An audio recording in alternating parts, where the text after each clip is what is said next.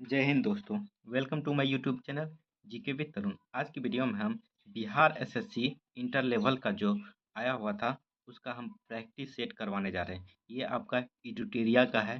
Total 150 question रहता है। Total 600 mark का होता है। हर एक क्वेश्चन 4 मार्क का होता है और प्रत्येक सही पे 4 अंक और प्रत्येक गलत पर -1 अंक काटा जाएगा। इसका टाइम टाइम जो होता है ये 2 घंटा 15 मिनट का होता है। तो ये सेट पेपर 1 है। इसमें आपको सभी तरीके का क्वेश्चन मिल जाएगा। हिस्ट्री, ज्योग्राफी, पॉलिटी, साथ में करंट अफेयर्स, उसके बाद साइंस के सेक्टर का क्वेश्चन आपको देखने मिल जाएगा। तो आइए वीडियो स्टार्ट करते हैं। वीडियो स्टार्ट करने से पहले आप लोग से छोटा सा रिक्वेस्ट है कि जो भी न्यू स्टूडेंट इस चैनल के साथ पहली बार जुड़े हैं, चैनल को जरूर सब्सक्राइब कर लें, वीडियो को लाइक कर दें। आइए स्टार्ट करते हैं। देखिए, और क्वेश्चन से रिलेटेड जो भी बन सकता था हम उसको भी बता देंगे। देखिए, पहला क्वेश्चन है, भारत में उच्च न्यायालयों के न्यायाधीश की पद की शपथ दिलवाते हैं। तो भारत में जो हाई कोर्ट है, हाई कोर्ट के न्यायाधीश को पद की शपथ जो है कौन दिलाता है? तो ये राज्य, उस जिस राज्य के न्यायाधीश हैं उसी राज्य के राज्यपाल दिलवाते हैं। राज्य के राज्यपाल। और ये न्यायाधीश को पद की शपथ देने का काम राज्यपाल करवाते हैं। ये आर्टिकल 219 में ये चीज़ का वर्णन किया गया है। देखिए, और एक चीज़ और याद रखिएगा हाई कोर्ट के बारे में, कि हाई कोर्ट जो है 5 प्रकार का मौलिक अधिकार का हनन होता है, 5 प्रकार का रीट जारी करता है आर्टिकल 226 के तहत। और एक चीज़ और ध्यान में रखिएगा, हाई कोर्ट में जो है न्यायाधीशों की संख्या का वृद्धि जो है कौन करता है? तो राष्ट्रपति करता है। तो इसे ज़रूर ध्यान में आप लोग रखिएगा। आइए क्वेश्चन नंबर 2 देखते हैं। क्वेश्चन नंबर 2 है, राष्ट्रपति और उपराष्ट्रपति के चुनावों से संबंधित चुनावी विवादों का निपटारा करता है। तो राष्ट्रपति और उपराष्ट्रपति के चुनाव में कोई गड़बड़ी होता है तो इस गड़बड़ी का निपटारा जो है सुप्रीम कोर्ट करता है, सर्वोच्च न्यायालय। जो आर्टिकल 71 में दिया गया है कि राष्ट्रपति और उपराष्ट्रपति के चुनाव में कोई गड़बड़ी होता है तो सर्वोच्च न्यायालय उसका देखरेख में अपना फैसला सुनाएगा। ये आर्टिकल 71 में ये चीज़ दिया गया है। देखिए, क्वेश्चन नंबर 3, भारत के संविधान में कल्याणकारी राज्य का आदर्श निहित है। तो भारत के संविधान में जो है कल्याणकारी राज्य का आदर्श जो निहित है ये डीपीएसपी में है, यानी कि राज्य के नीति निर्देशक तत्व में जो है ये चीज़ दिया गया है। और डीपीएसपी जो है भाग 4 में दिया गया है आर्टिकल 36 से 51 के बीच में। और आयरलैंड के संविधान से लिया गया है। 1935 का अधिनियम जो आया हुआ था उसको जो है 1935 के अधिनियम से ही ये चीज़ राज्य की नीति निर्देशक तत्व लाया गया था। और आयरलैंड ने स्पेन के संविधान से लिया है नीति निर्देशक तत्व। तो आप इसे जरूर ध्यान में रख सकते हैं। आइए क्वेश्चन नंबर 4 देखते हैं। आप देखिए, भारत में मताधिकार और निर्वाचित होने का अधिकार है। तो भारत में मताधिकार और निर्वाचित होने का अधिकार जो है ये संवैधानिक अधिकार है। ऑप्शन नंबर डी इसका राइट आंसर हो जाएगा। और मत देने का अधिकार जो है ये आपका विधिक अधिकार है, तो इसे भी ध्यान में रखिएगा। देखिए, क्वेश्चन नंबर 5, निम्न में से कौन सिविल सेवा बोर्ड के पदेन अध्यक्ष होता है? तो सिविल सेवा बोर्ड के पदेन अध्यक्ष जो है ये कैबिनेट सचिव होते हैं, कैबिनेट सचिव। क्वेश्चन नंबर 6 देखिए, लोकसभा के अध्यक्ष को पद से हटाया जा सकता है। तो ध्यान में रखिएगा, लोकसभा के अध्यक्ष के पद को जो है लोकसभा के अंदर जितने भी एमपी है वो बहुमत बहुमत करके लोकसभा के अध्यक्ष को हटा सकते हैं। तो लोकसभा के सभी सदस्यों के बहुमत से पारित प्रस्ताव द्वारा लोकसभा के अध्यक्ष को हटाया जा सकता है। ऑप्शन नंबर डी इसका राइट आंसर हो जाएगा। आइए क्वेश्चन नंबर 7 देखते हैं। देखिए, क्वेश्चन नंबर 7 है, भारत का संविधान गणतंत्रात्मक है क्योंकि यह भारत का संविधान जो है गणतंत्रात्मक है क्योंकि यहाँ प्रधानमंत्री और राष्ट्रपति संसदीय प्रकार की व्यवस्था है। यहाँ का जो है भारत जो है लोकतांत्रिक और गणतांत्रिक दोनों है। क्योंकि यहाँ जो है राष्ट्रपति का भी चुनाव होता है और प्रधानमंत्री का भी चुनाव होता है। लोकतंत्र और गणतंत्र दोनों है। गणतंत्र का यही मतलब होता है कि यहाँ का राष्ट्रपति का भी चुनाव होता है, कोई वंशानुगत शासन नहीं है। वहीं ब्रिटेन का बात करें, ब्रिटेन लोकतंत्र है पर गणतंत्र नहीं है क्योंकि राजा या रानी वंशानुगत बनता है। ठीक है। क्वेश्चन नंबर 8 देखिए, गांधी जी को चंपारण आने का निमंत्रण किसने दिया था? तो राजकुमार शुक्ल ने दिया था, काफी बार बताए हुए भी हैं। और किस अधिवेशन में दिया था? तो 1916 का कांग्रेस अधिवेशन में दिया था। कहाँ पे हुआ था? लखनऊ में। इसकी अध्यक्षता जो है अंबिका चरण मजूमदार ने किया था। तो आप इसे जरूर ध्यान में रखिएगा। आइए क्वेश्चन नंबर 9 देखते हैं। देखिए, क्वेश्चन नंबर 9, देखिए 1913 ईस्वी में पटना में अनुशीलन समिति की एक शाखा की स्थापना किसने की थी? तो ये सचिंद्र नाथ सन्याल ने की थी। 1913 में पटना में अनुशीलन समिति का स्थापना सचिंद्र नाथ सन्याल ने। बिहार का पहला रामसर स्थल कौन सा है? बिहार का पहला रामसर स्थल जो है कांवर झील है, जो बेगूसराय में स्थित है। बेगूसराय की एक जगह है मझोल में स्थित है। पूछा गया था एक बार क्वेश्चन कि कांवर झील जो है बेगूसराय के किस स्थान पे है, तो मझोल याद रखिएगा आप लोग। आइए क्वेश्चन नंबर 11 देखते हैं। क्वेश्चन नंबर 11 है, निम्नलिखित में से कौन सी सभ्यता अपने नगर नियोजन के लिए प्रसिद्ध है? तो ये सिंधु घाटी सभ्यता जो है नगर नियोजन के लिए प्रसिद्ध है। इसकी खोज 1921 ईस्वी में दयाराम साहनी ने किया था। देखिए क्वेश्चन नंबर 12, प्राचीन भारत के प्रसिद्ध शासक जिसने अपने जीवन के अंतिम दिनों में जैन धर्म अपनाया था, तो ये चंद्रगुप्त मौर्य ने अपनाया था। चंद्रगुप्त मौर्य जो है जैन धर्म के भद्रबाहु से जैन धर्म की शिक्षा ली थी। आइए क्वेश्चन नंबर 13 देखते हैं। निम्नलिखित में से कौन सी कला ग्रीक बौद्ध कला के नाम से भी जाना जाता है? तो गंधार कला जो है ग्रीक बौद्ध कला के नाम से भी जाना जाता है। गंधार कला जो है भारत और यूनानी कला का जो है मिश्रण है। तो आप इसे जरूर याद रखें, कभी कभी पूछ लिया जाता है भारत और यूनानी कला का मिश्रण कौन सा कला है, तो गंधार कला। इसे ग्रीक बौद्ध कला भी के नाम से भी जाना जाता है। देखिए सर्वप्रथम दिल्ली के अमीरों का दमन निम्न में से किस शासक द्वारा किया गया? तो ये इल्तुतमिश के द्वारा जो है दिल्ली में अमीरों का दमन किया गया, इल्तुतमिश के द्वारा। इसने एकता प्रथा भी चलाई थी और कुतुब मीनार का को भी पूर्ण करवाया था। आइए क्वेश्चन नंबर 15 देखते हैं। देखिए द्वितीय आंग्ल मैसूर युद्ध के समय भारत का गवर्नर जनरल कौन था? तो ये वारेन हेस्टिंग था। द्वितीय आंग्ल मैसूर युद्ध जो है 1780 से 1784 के बीच में हुआ था। दो चरणों में द्वितीय आंग्ल मैसूर युद्ध हुआ था। एक में जो हैदर अली मर गया था 82 में, फिर से टीपू सुल्तान शुरू किया था। ठीक है, तो द्वितीय आंग्ल मैसूर युद्ध के समय भारत का गवर्नर जनरल जो था ये वारेन हेस्टिंग था। क्वेश्चन नंबर 16 देखिए, किसने कहा था कांग्रेस केवल सूक्ष्मदर्शी अल्पसंख्यक का प्रतिनिधित्व करती है? तो ये लॉर्ड डफरिन ने किया था। लॉर्ड डफरिन के ही समय कांग्रेस का स्थापना हुआ था 28 दिसंबर 1885 को, याद रखिएगा। आइए क्वेश्चन नंबर 17 देखते हैं। 17 नंबर है, पूना सार्वजनिक सभा की स्थापना किसके द्वारा किया गया? तो पूना सार्वजनिक सभा की स्थापना जो है 1867 ईस्वी में एम.जी. रनारे ने किया था। 18 नंबर देखिए, विजयनगर साम्राज्य की वित्तीय व्यवस्था की मुख्य विशेषता क्या थी? तो वित्तीय व्यवस्था की मुख्य व्यवस्था जो थी भू राजस्व थी। विजयनगर साम्राज्य की स्थापना जो है हरिहर एवं बुक्का ने तुंगभद्रा नदी के किनारे किया था। देखिए किस मुगल बादशाह के विरुद्ध जैनपुर से फतवा जारी हुआ था? तो अकबर के खिलाफ 1580 में जैनपुर से जो है अकबर के खिलाफ फतवा जारी किया गया था मुसलमानों के द्वारा। क्वेश्चन नंबर 20 देखिए, नीचे दिए गए घटनाएं तथा उसके तिथि का सही मिलान कीजिए। इधर रोलैक्ट एक्ट है, रोलैक्ट एक्ट से जुड़े बात है, इधर कब हुआ था, तो आप इसे जरूर ध्यान में रखिएगा क्योंकि काफ़ी इंपॉर्टेंट है। देखिए रोलैक्ट एक्ट भारत में जो है 19 मार्च 1919 को भारत आया था और उसके खिलाफ रोलैक्ट सत्याग्रह जो है आपका 6 अप्रैल 1919 को किया गया था। अब भारतीय राष्ट्रीय कांग्रेस का अमृतसर अधिवेशन जो है रोलैक्ट एक्ट के खिलाफ हुआ था 2 दिसंबर 1919 को। जालियांवाला बाग हत्याकांड जो है 13 अप्रैल 1919 को हुआ था। इन सभी को जरूर आप लोग ध्यान में रखिएगा। आइए क्वेश्चन नंबर 21 देखते हैं। देखिए भारत का अपने पड़ोसी देशों के मध्य अंतर्राष्ट्रीय सीमा का के विस्तार का आरोही क्रम लिखें। मतलब कि आरोही क्रम मतलब कि किस देश के साथ जो है बढ़ते क्रम में है। आरोही मतलब बढ़ते क्रम में है। देखिए सबसे कम जो है नेपाल, ऑप्शन के अनुसार नेपाल, पाकिस्तान, चीन और बांग्लादेश, ये सभी जो है बढ़ते क्रम में है। नेपाल के साथ भारत का सीमा 1751 किलोमीटर का लगता है। पाकिस्तान के साथ जो है 3323 किलोमीटर का लगता है। चीन के साथ जो है 3488 किलोमीटर का लगता है। बांग्लादेश के साथ जो है 4096 किलोमीटर का लगता है। और पाकिस्तान के साथ जो सीमा लगता है भारत का उसे रेड क्लिफ कहते हैं। चीन के साथ मैकमोहन कहते हैं। ठीक है, देखिए निम्नलिखित में से कौन सा जिला धारवाड़ भूस्तरीय रचना वाला नहीं है?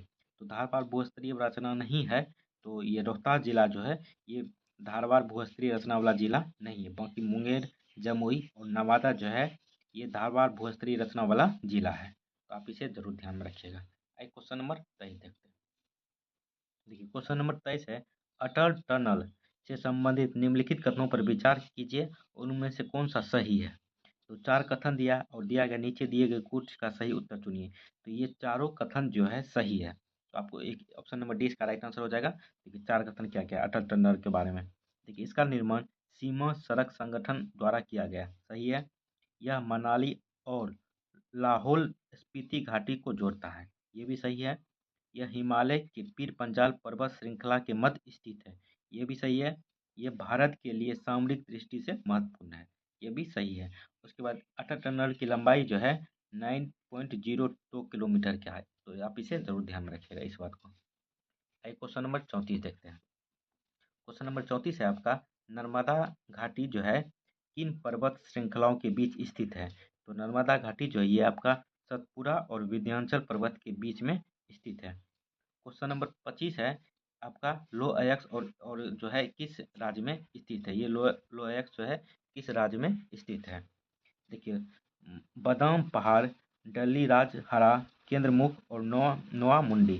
देखिए बादाम पहाड़ जो है ये आपका उड़ीसा में स्थित है, ये ध्यान में रखिएगा। बादाम पहाड़ जो है उड़ीसा में। डल्ली राजहरा ये आपका जो है छत्तीसगढ़ में स्थित है। केंद्रमुख जो है ये आपका कर्नाटक में स्थित है। नोआ मंडी जो है आपका झारखंड में स्थित है, तो आप इसे ध्यान में रखिएगा। बादाम पहाड़ उड़ीसा में, डली राजहारा जो है आपका छत्तीसगढ़ में, केंद्रमुख जो है कर्नाटक में, नोआ मुंडी जो है झारखंड में। तो आप इसे मिलान करके देखिएगा तो ऑप्शन नंबर सी इसका राइट आंसर हो जाएगा।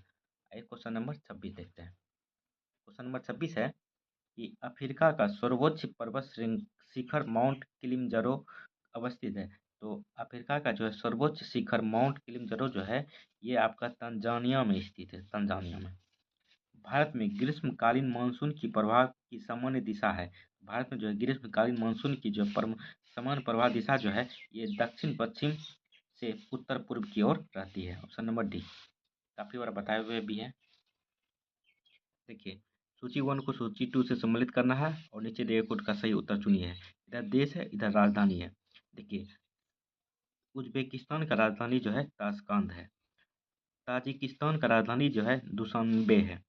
किर्गिस्तान की राजधानी जो है बिशेक।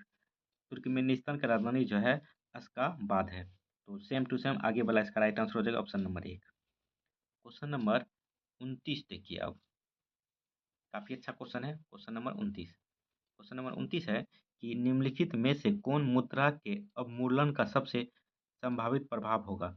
तो मुद्रा का अवमूल्यन कहा जा रहा है, तो ये निर्यात में वृद्धि होगा। यदि मुद्रा की का जो है जो खरीदने का पावर जो है कम होगा, तो उससे जो है निर्यात में वृद्धि होगा। ठीक है। देखिए क्वेश्चन नंबर 30, वह दर जिस पर अनुसूचित वाणिज्यिक बैंक रिजर्व बैंक से रातों रात धन की अतिरिक्त राशि उधार ले सकता है। तो ये सीमांत अस्थायी सुविधा दर पे एमएसएफ के दर पे, जिसे एमएसएफ भी कहते हैं। क्वेश्चन नंबर 31 देखिए, निम्नलिखित में से कौन सा आरबीआई से संबंधित नहीं है। तो आरबीआई से संबंधित नहीं है पूछा जा रहा है, तो ये ऑप्शन नंबर 3 जो है ये जनता को पैसा उधार देना ये संबंधित नहीं है। बाकी 1, 2 और 4 संबंधित है, जो है ऋण नियंत्रण करना, मुद्रित नोट जारी करना, अंतिम उपाय के रूप में वाणिज्य बैंकों को धन उधार देना, ये सभी जो है आरबीआई का कार्य है। क्वेश्चन नंबर 32 देखिए, क्वेश्चन नंबर 32 है आपका, भारत को आत्मनिर्भर और स्व-उत्पादक अर्थव्यवस्था के रूप में स्थापित करने का प्राथमिक लक्ष्य किस पंचवर्षीय योजना का था। काफी बात बताए हुए हैं, ये तीसरी पंचवर्षीय योजना का था जो 1961 से 66 के बीच में चला था, जिसे गॉडगिल योजना भी कहा जाता है। क्वेश्चन नंबर 33 देखिए, राष्ट्रीय आय लेखांकन का जन्मदाता किसे कहा जाता है। तो राष्ट्रीय आय लेखांकन का जन्मदाता जो है साइमन कुजनेट्स को कहा जाता है, साइमन कुजनेट्स को। देखिए 34 नंबर, अंतर्राष्ट्रीय मुद्रा कोष एवं विश्व बैंक का मुख्यालय कहाँ है। तो ये वाशिंगटन डीसी में है। अंतर्राष्ट्रीय मुद्रा कोष मतलब आईएमएफ और विश्व बैंक का मुख्यालय जो है वाशिंगटन डीसी में है। आइए क्वेश्चन नंबर अब 35 देखते हैं। यदि आप लोग को वीडियो अच्छा लग रहा है तो चैनल को जरूर सब्सक्राइब कर दें। देखिए क्वेश्चन नंबर 35 है, भारत में कृषि उत्पादों से संबंधित बाजार का विनियमन कौन करता है? तो इसका विनियमन जो है कृषि उत्पाद बाजार समिति अधिनियम करता है। Option number C. देखिए 36 नंबर है, भारत ने किस देश को भेंट में 20 broad gauge gauge railway engine उपहार में दिया है? तो ये बांग्लादेश को दिया है। क्वेश्चन नंबर 37 है आपका कि भारत सरकार ने वर्ष 2023-24 में साधारण धन के लिए कितना न्यूनतम समर्थन मूल्य यानी एमएसपी निर्धारित किया था? तो 2183 जो है ये 2023-24 के लिए निर्धारित किया था। देखिए किस मंत्रालय द्वारा पोषण भी पढ़ाई भी कार्यक्रम की शुरुआत की गई थी? तो ये केंद्रीय महिला एवं बाल विकास मंत्रालय के द्वारा जो है यह कार्यक्रम शुरू किया गया था। क्वेश्चन नंबर 39 है, चंद्रयान 3 जिसे हाल ही में प्रक्षेपित किया गया का कुल वजन लगभग कितना था? तो इसका वजन जो है 3900 किलोग्राम था। और इसको कब लॉन्च किया गया था? 14 जुलाई 2023 को चंद्रयान 3 को। बात करें चंद्रयान 1 का तो 2008 में, चंद्रयान 2 का 2019 में। देखिए क्वेश्चन नंबर 39। 40 नंबर है, चंद्रयान 3 जिसे हाल ही में परीक्षित हो गया। 40 नंबर देखिए, विश्व पर्यावरण दिवस 2023 का थीम क्या था? तो 2023 का थीम था प्लास्टिक प्रदूषण का समाधान। और वहीं 2024 का थीम है हमारी भूमि हमारा भविष्य। और विश्व पर्यावरण दिवस जो है प्रत्येक वर्ष 5 जून को मनाया जाता है। इसकी शुरुआत जो है 1972 में हुई थी।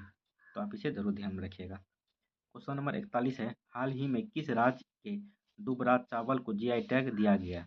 तो दुबराज चावल को जो जीआई टैग मिला है ये छत्तीसगढ़ को मिला है। देखिए क्वेश्चन नंबर 42 है, जहां आपका एक बगल राज्य है दूसरे बगल राज्यपाल का नाम दिया गया है।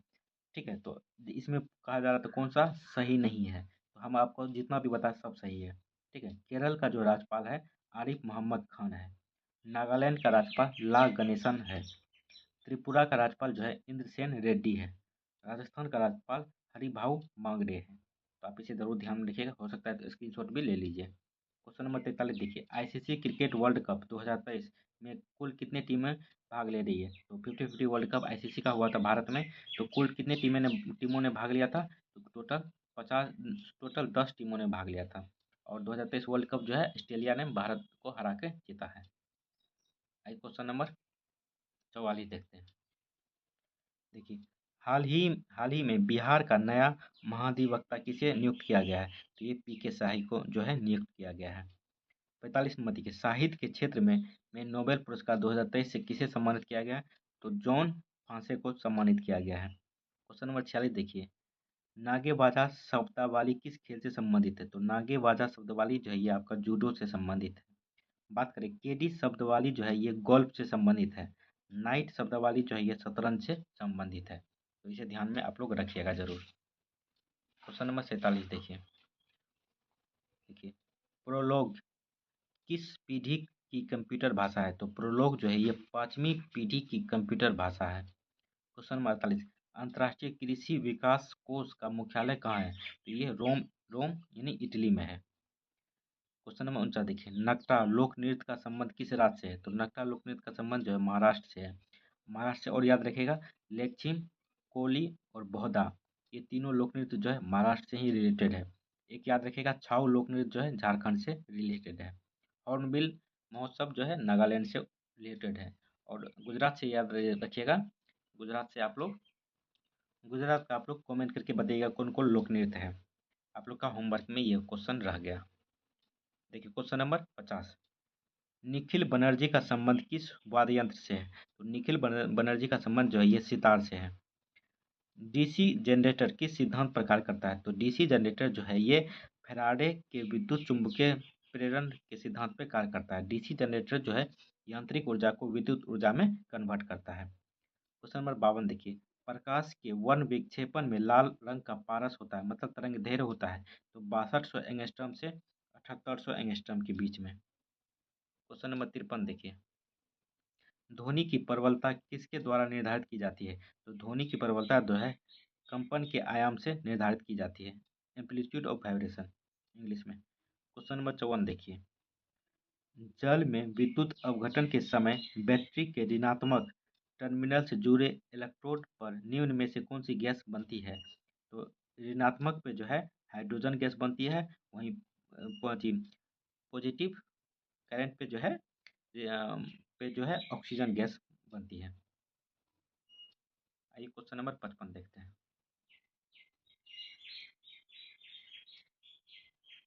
देखिए क्वेश्चन नंबर 55। क्वेश्चन नंबर 55 है, लाल रंग की वस्तु लाल क्यों दिखाई देती है? क्योंकि यह जो है लाल रंग को परावर्तित करता है। देखिए क्वेश्चन नंबर 56 देखिए, कार्य का मान किन किन स्थितियों में शून्य हो सकता है? तो कार्य का मान जो है किन किन स्थितियों में शून्य हो सकता है? देखिए, जब आरोपित बल शून्य हो। ठीक है, ऑप्शन नंबर डी इसका राइट आंसर हो जाएगा, बी और सी इसका राइट आंसर हो जाएगा। ठीक है, तो देखिए जब विस्थापन शून्य हो, बल एवं विस्थापन की दिशाएं परस्पर लंबवत हो, तो कार्य का मान जो है शून्य हो जाएगा। क्वेश्चन नंबर 57 देखिए। देखिए, प्रतिरोध के दो तार R1 तथा R2 समांतर क्रम में जुड़े हैं, तो संयोजन का तुल्य प्रतिरोध होगा।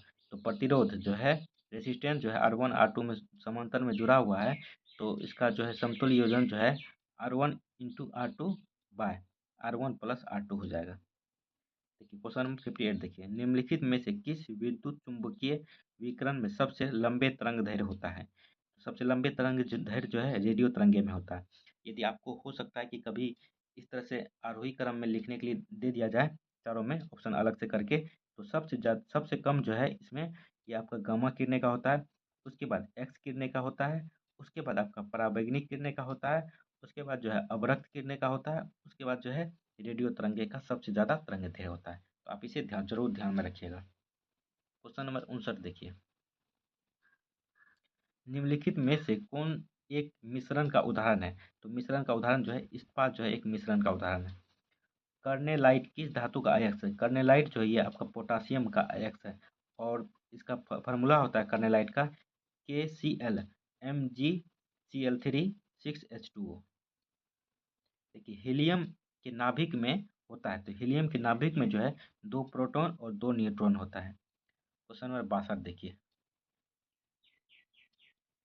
क्रोमेटोग्राफी की तकनीक का प्रयोग होता है, तो क्रोमेटोग्राफी की तकनीक का प्रयोग जो है रंगीन रसायन के मिश्रण से पदार्थ को अलग करने के लिए जो है क्रोमेटोग्राफी का तकनीक का प्रयोग किया जाता है। क्वेश्चन नंबर 63 देखिए, माणिक्य और नीलम रासायनिक रूप से होते हैं, तो ये एल्युमिनियम ऑक्साइड से होते हैं। देखिए जर्मन सिल्वर में चांदी का प्रतिशत होता है, तो जर्मन सिल्वर में चांदी का प्रतिशत जो है 0% होता है। जर्मन सिल्वर में तांबा, जास्ता और निकेल होता है। तांबा 50%, जास्ता 35%, निकेल 15% होता है। इसमें चांदी नहीं पाया जाता है, चांदी जो है 0%। आइए क्वेश्चन नंबर 65 देखते हैं। देखिए, निम्न में से किस पदार्थ की विशिष्ट ऊष्मा सर्वाधिक होता है? तो ऑप्शन के अनुसार सबसे अधिक विशिष्ट ऊष्मा जो है एल्कोहल में होता है। विशिष्ट ऊष्मा क्या कहते हैं? जो गर्म करने से पहले जो उसमें ऊष्मा लगता है, तो उसी को विशिष्ट ऊष्मा कहते हैं। देखिए 66 नंबर, ऑक्सीकरण के संबंध में निम्नलिखित में से कौन सा कथन सत्य है? तो कौन सा कथन सत्य है? तो कथन जो है ऑप्शन डी इसका राइट आंसर हो जाएगा, उपयुक्त में से एक से अधिक, जिसमें आपका ऑप्शन एक और ऑप्शन सी सही हो जाएगा। है इलेक्ट्रॉन का त्याग होता है, सही है। विद्युत धनात्मक समूह के अनुपात में वृद्धि होता है। ठीक है, तो ऑप्शन एक और ऑप्शन सी इसका सही हो जाएगा। क्वेश्चन नंबर 67 है कि मस्टर्ड गैस का उपयोग किया जाता है, तो मस्टर्ड गैस का उपयोग जो है रासायनिक युद्ध में किया जाता है। ठीक है, और मस्टर्ड गैस का फार्मूला होता है C4H8Cl2S। क्वेश्चन नंबर 68 देखते हैं। 68 है कि निम्नलिखित में से कौन एक विस्फोटक नहीं है? तो विस्फोटक नहीं है, तो नाइट्रोक्लोरोफॉर्म जो है यह विस्फोटक नहीं है, यह जो है बेहोश करने वाला दवाई है। ठीक है, उसके बाद ट्राई नाइट्रोग्लिसरीन यानी TNG, ट्राई नाइट्रोटोलिन यानी TNT, पोटासियम क्लोराइड, ये तीनों जो है आपका विस्फोटक है। क्वेश्चन नंबर 69 देखिए, पृथ्वी का सबसे पुराना जीव कौन सा है? तो ये पुराना जीव जो है नील हरित शैवाल है, जिसे साइनो बैक्टीरिया भी कहा जाता है। 70 नंबर देखिए, गर्म रुधिर वाले जंतु वे होते हैं जो अपने शरीर के तापक्रम को जो है जो हमेशा एक जैसा बनाए रखता है, हमेशा एक सा बनाए रखता है। क्वेश्चन नंबर 71 काफी अच्छा क्वेश्चन है। क्वेश्चन नंबर 71 देखिए, इधर है दिया हुआ है, कुछ फल सबका नाम दिया है, और इधर दिया है कि उसके जड़ को क्या कहा जाता है। ठीक है, देखिए सुंदरी के जल को जो है नीमोटोफोर कहा जाता है, नीमोटोफोर। अमरबेल के जल को जो है चूषण मूल कहा जाता है। और सिंघाड़ा के जड़ को जो है आपका, ये आपका स्वंगीकारक मूल कहा जाता है। प्याज के जड़ को जो है भूमिगत तना कहा जाता है। तो आप इसे मिलान कीजिएगा तो ऑप्शन नंबर 20 का राइट आंसर हो जाएगा। देखिए क्वेश्चन नंबर 72, साल क्रिया में ऑर्थोप्लोस्टी क्या है? तो ऑर्थोप्लोस्टी जो है ये कूल्हे के जोड़ का स्थापन है। आइए क्वेश्चन नंबर 73 देखते हैं आप। देखिए क्वेश्चन नंबर 73, मानव शरीर में पाचन का अधिकांश भाग किस किस अंग में होता है? तो मानव शरीर का पाचन में अधिकांश भाग जो है ये आपका छोटी आंत में होता है। पाचन जो है मुंह से शुरू होता है, बड़ी आंत तक चलता है, ठीक है। और सबसे अधिकांश जो है भाग जो संपन्न होता है ये छोटी आंत में होता है। क्वेश्चन नंबर 74 देखिए, इंसुलिन में निम्नलिखित में से कौन सा धातु उपस्थित होता है? तो इंसुलिन में जो है जास्ता धातु उपस्थित होता है। क्वेश्चन नंबर 75 देखिए, हेपेटाइटिस रोग से मनुष्य के शरीर का सीधा प्रभावित होने वाला अंग है, तो ये एक यकृत यानी लीवर है। देखिए 75 नंबर तक आपको बता दिए। 75 के बाद जो है आपका मैथ का क्वेश्चन है।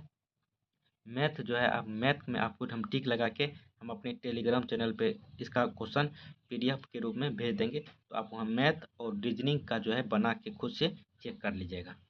चलिए कैसा लगा? टेलीग्राम का लिंक जो है डिस्क्रिप्शन बॉक्स में दिया हुआ है, वहाँ से आप डायरेक्ट टेलीग्राम पे जुड़िए, आपको इसका पीडीएफ मिल जाएगा वहाँ पे।